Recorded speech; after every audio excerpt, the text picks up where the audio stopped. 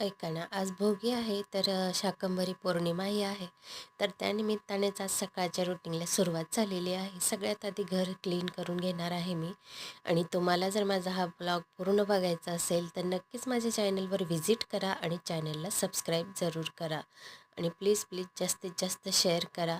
आणि त्याच्यानंतर झाडझूड करून घेतली आणि मग गॅस क्लीन करायला घेतलेला आहे. शाकंभरी पौर्णिमा आहे म्हणजेच पार्वती मातेचं रूप म्हणजे अन्नपूर्णा माता.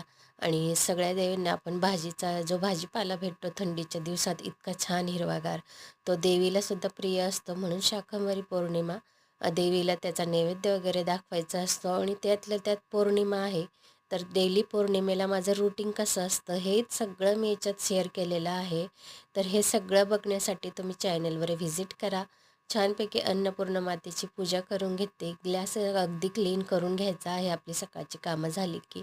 आणि छानपैकी अन्नपूर्णा मातेची पूजा करून घेतलेली आहे आणि त्याच्यानंतर मी इथे बाहेर रांगोळी वगैरे काढून घेणार आहे. आणि आज भोगी आहे, तर स्पेशली भोगीची भाजी वगैरे बनवायची आहे आज घरामध्ये. तर बाजूला बघतायत तुम्ही अन्नपूर्णा मातेची पूजा करून घेतली आणि त्याच्या साईडला सगळ्या ज्या भाज्या मी कट करून घेतल्या होत्या त्या देवीजवळ आधी ठेवल्या, त्याची पूजा वगैरे करून घेतली. त्याच्यानंतर मी भाजी बनवण्यासाठी घेतलेलं आहे. आणि इतकी टेस्टी अशी भोगीची भाजी झाली होती ना, तुम्ही इतर वेळेलाही या सगळ्या भाज्या आणून तुम्ही ट्राय करून बघू शकता. खूप टेस्टी लागते. आणि भाज्या बनवण्यासाठी मी जास्तीत जास्त कुकरचा यूज करते, कारण जो कुकरमध्ये फटक्यात भाजी आपली रेडी होते आणि खूप छानही तयार होते. तुम्ही असंही बनवू शकता. आणि ही माझी आजची भोगीची थाळी होती.